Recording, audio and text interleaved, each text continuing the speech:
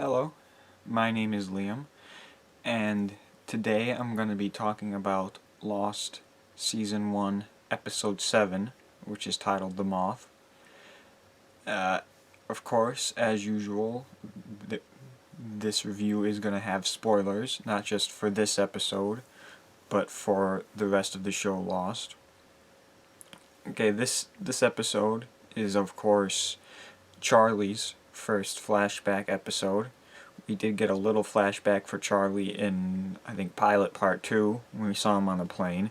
That was really just an easy way to establish that, yes, he is a heroin addict. And they also did that, of course, to establish the idea of flashbacks on the show, too. But this episode, I would say this is one of the best episodes in Season 1. You know, this episode, White Rabbit, Walkabout. There's some later on too that are really good. I can't think of any off the top of my head. But this is definitely one of the stronger episodes this season. I would think so. And I think a lot of that comes from Charlie's journey throughout this episode. Just the stuff that he deals with, the stuff he's got to go through. You know, him trying to beat his addiction. And this really all centers around the metaphor of the moth. You know, Charlie being the moth. It's not a very subtle metaphor. Locke pretty much states it outright that, you know, Charlie's like the moth. He's stronger than he knows. He's got to push through and do this himself, or else it's not really going to matter. Because he does say the line about how, you know, he's going to run out, painful detox is inevitable. I think he says that last episode, actually, but, you know, that does still apply to this. I think it's important that it's Charlie's choice to do this. You know, I think that's a big theme of this episode in particular, is the theme of choice. We don't see that a lot in later seasons, later on in this show, the theme of choice, because it's really about redemption, and this kind of harkens back to the redemption aspect of it, of course, because, you know, he is trying to redeem himself, you know, make better choices, be a better person, because early on in the season he does sometimes come off as a little selfish, I think, Charlie. I'm not gonna dive too much into the whole metaphor with the moth, because, I mean, like I said, it's not very subtle. You know, you can watch the episode and just understand exactly how, you know, the whole situation with the moth works. A couple things I wanted to mention. It's nice. This is the first episode that we see Charlie's brother, whose name is Liam, and of course I always manage to like a character named Liam, because, you know, that is my name too. And it's also the first time we hear this. It's the first time we hear the song "You All Everybody" live. You know, we did hear it briefly in the pilot when Charlie was singing it to Kate. But you know, it's nice to finally actually hear it live. And another thing is interesting to note is about Locke's character. Locke seems to gain allies, so to speak, almost as quickly as he loses them. Because, you know, he gains this relationship with Charlie very easily, and then, you know, just a season later, he very easily alienates Charlie. And we see him alienate a lot of people in this season alone too. You know, in future episodes, he's going to alienate Syed, Jack, Shannon, and that's all just because of Boone's death. by the time we get to like season 3, he doesn't have a lot of people on his side. You know, someone like Locke who really seems to have things together, you can kind of see that he might not have everything together, actually. And I think that's part of the whole,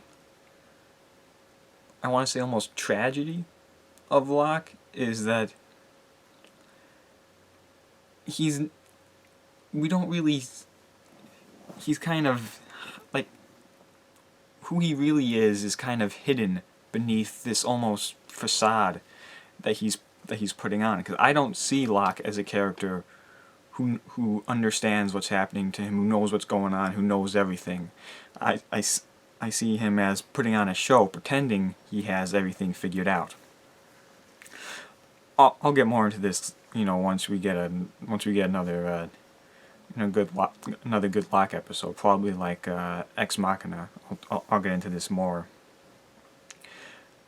Another aspect of this episode, which we see again, well, I mean, not see again specifically, but this is something that they do very good in season 1, which works in season 1, and I don't think they do it as well in later seasons, is you have these multiple plot lines going on. You have 3 in this episode. You have Syed and the transceiver, Jack and the cave-in, and Charlie beating his heroin addiction. And you have these 3 separate plot lines, and you can integrate them together so that they're connected properly and they flow naturally together. I think that's important for the show when you have so many characters and so many character arcs, so many characters dealing with different things, that in later seasons, like season 3 specifically, all these characters are off in different places doing different things. You can't really connect these storylines cohesively. So like, you're going off to one location and it's completely isolated from all these other characters doing their things. It's hard to get storylines connected. So sometimes you have episodes where you don't see certain characters for a while. Because I think like in season 1, in season 1, certain characters are in every episode in season 1. Like Jack's in every episode of season 1. Kate, Michael is even in every episode of season 1. Once we get into season 2, and especially in season 3, you start having characters who don't appear in every episode, which isn't a problem, but it is a problem once, I think, storylines stop meshing together. Then I think that becomes a little bit of a problem. But I think all of that is fixed by the time, they get into they start getting into like the second half of season 3, which is a big improvement from the first half of season 3, in my opinion. And something briefly I wanted to mention, the whole transceiver thing. Like, of course, Syed's got his mission to go find the source of French transmission. It always seems like he's just gotta do something, Syed. He's almost kind of like Kate. Kate's always gotta run. Syed's always gotta be trying to do something or fix something, looking for batteries or whatever. But it's interesting because later on in the show we find out that it was Locke who knocked out Syed and destroyed the transceiver. And later on he uses the fact that he was hunting this boar and skinning it as his alibi, almost, for what he was doing when all this was going down. A couple things that I wondered from that is, I wonder, one, how did Locke know about all this plan, all this going on? I also recently started wondering if the only reason he actually killed that boar and got it for food was because he knew that would be a decent enough alibi. I think that's interesting, because that's definitely something he would do, in what he believes is in the best interests of the people on the island and the island itself. Something else that I wanted to mention, which is something that I didn't know about until recently, that there's an interesting deleted scene. I'm not going to talk about deleted scenes much because they're not actually, because they don't actually happen. They're not actually canon or whatever. But there was one deleted scene from this episode which involved Charlie hallucinating and seeing Jack almost like kind of acting like his brother. It's almost like it was his brother in the form of Jack or something. He's obviously hallucinating this whole conversation. It's very, it's very similar to what we see: dreams, hallucinations, visage. We all get that. We all get that. We get that stuff in this show often. I don't think we've gotten a big dream yet.